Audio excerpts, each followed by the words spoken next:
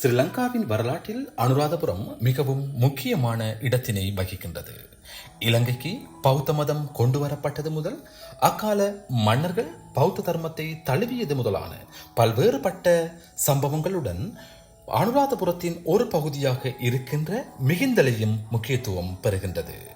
இந்த பகுதியில் காணப்பட்ட உயரம் குறைந்த குன்று தொகுதிகள் மற்றும் இயற்கையுடன் கூடிய பல்வேறு அம்சங்கள், ஓங்கி வளர்ந்த வனாந்தரங்கள் என்பன மிகிந்தலையை வரலாற்று காலத்திலும் வரலாற்றுக்கு பிற்பட்ட காலத்திலும் முக்கியமான இடமாக மாற்றியது எனலாம். இந்த வாரம் தமிழ் கைடு யூடியூப் சேனலினூடாக கழுதிய பொக்குண என்று சிங்கள மொழியிலே அழைக்கப்படுகின்ற இயற்கை எழில் கொஞ்சும் பொய்கை தொடர்பாக பார்க்கலாம்.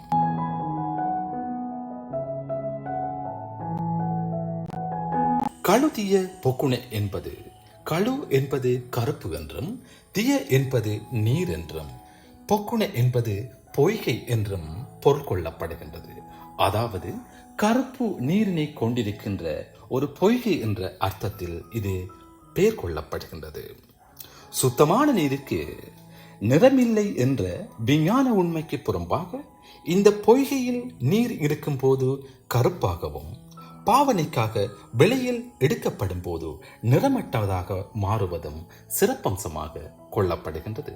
இந்த பொய்கையினுடைய இந்த கருப்பு நிறத்திற்கு காரணமாக அமைவது மலையடிவாரத்தில் காணப்படுகின்ற இந்த பொய்கையின் உள்ளே இருக்கின்ற நீர்வாழ் தாவரங்களே இந்த நீரினது நிறத்திற்கு காரணமாக அமைகின்றது.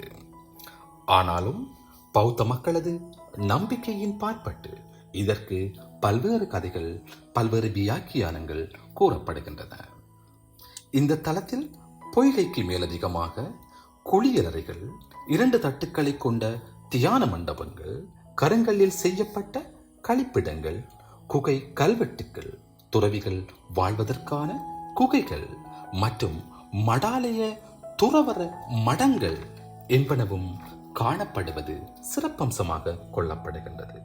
மிகிந்தலை குகை கல்வெட்டில் குறிப்பிடப்படுகின்ற கழுதிய பொக்குண பண்டைய கட்டிடக்கலையினது சான்றாக இன்றை வரைக்கும் திகழ்கின்றது. இவ்வாறான இந்த கழுதிய பொக்குண ராஜகிரி லேனா குன்று தொடரில் அமைந்திருப்பது இதற்கு மேலும் அழகு செய்வதோடு, இவற்றுள் நான் குறிப்பிடாத பல விடயங்களை நீங்கள் சென்று பார்ப்பதனூடாக அறிந்து கொள்ளலாம். நன்றி.